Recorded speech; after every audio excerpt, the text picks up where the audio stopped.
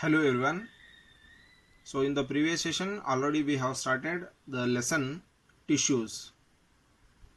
So tissue means it is a group of cells which have the same origin, same structure and which are performing the same function. So here already we have started the plant tissues. In that one meristematic tissue we are discussing. So this is the tissue which helps in the growth of the plant body. Either it may be the length or it may be the girth or it may be the improving or increasing the branches. So these contains the active cells. The cells have the prominent nucleus, they have the dense cytoplasm and there is no particular vacuole. So they have the very thin cell wall. Cell wall is very thin and these have the continuous dividing capacity. So these kind of cells we can see in the meristematic tissue.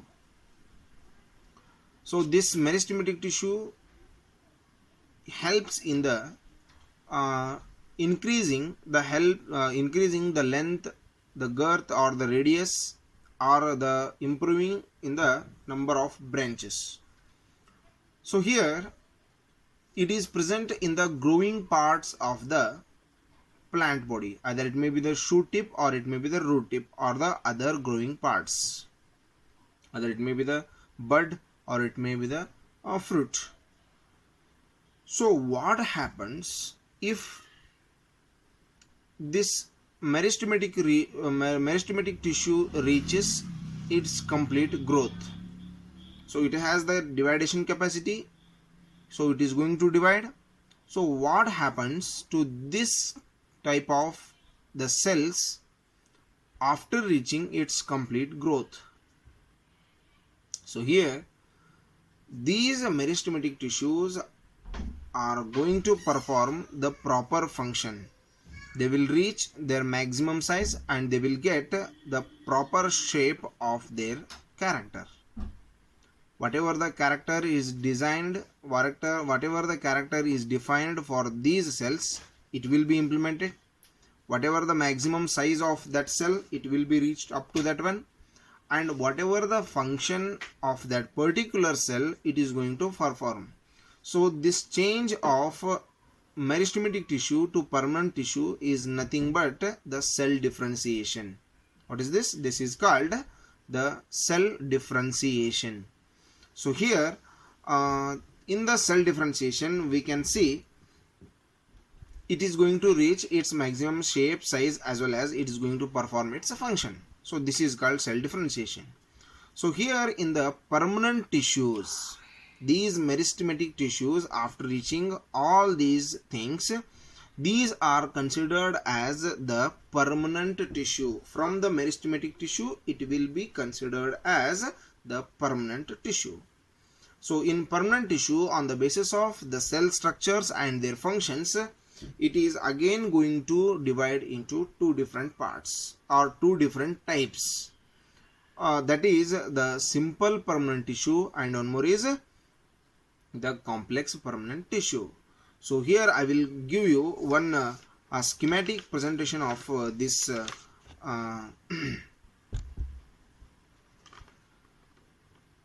classification of this types of tissues. So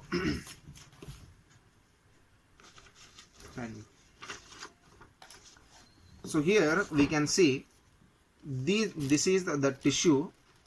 So the tissues are going to divide into two types, that is the plant tissue and one more is the animal tissue.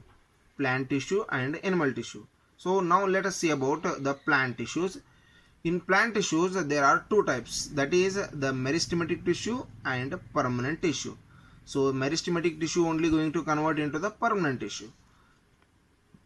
So already we have seen the types of meristematic tissue, that is apical meristematic tissue, lateral meristematic tissue and intercalary meristematic tissue. It helps in the length, it helps in the increasing the radius and it helps in the improvement of the branches. So from this meristematic tissue the permanent tissue will be formed. So here in the permanent tissue, again we will see there are two types. That is the simple permanent tissue. This PT represents permanent tissue, and here simple permanent tissue, and one more is the complex permanent tissue. Simple permanent tissue and complex permanent tissue. And here in the simple permanent tissue, again we can see there are three types of simple permanent tissues are there. So that is the parenchyma, collenchyma and sclerenchyma. In the simple permanent tissue, there are three types. The first one is parenchyma, second one is collenchyma, and third one is sclerenchyma. And when we come to know about the complex permanent tissue, here also we can see the two different types, that is the phloem and one more is the xylem.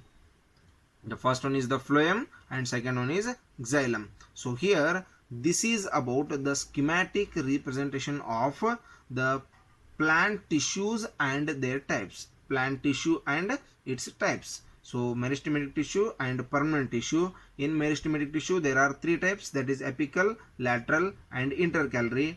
In permanent tissue there are two types, simple permanent tissue, complex permanent tissue. In simple permanent tissue again there are three types, parenchyma, collenchyma and sclerenchyma. In complex permanent tissue there are two types, that is phloem and the xylem.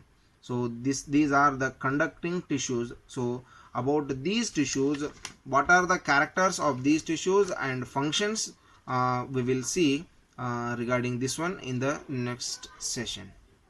Thank you. Have a nice day.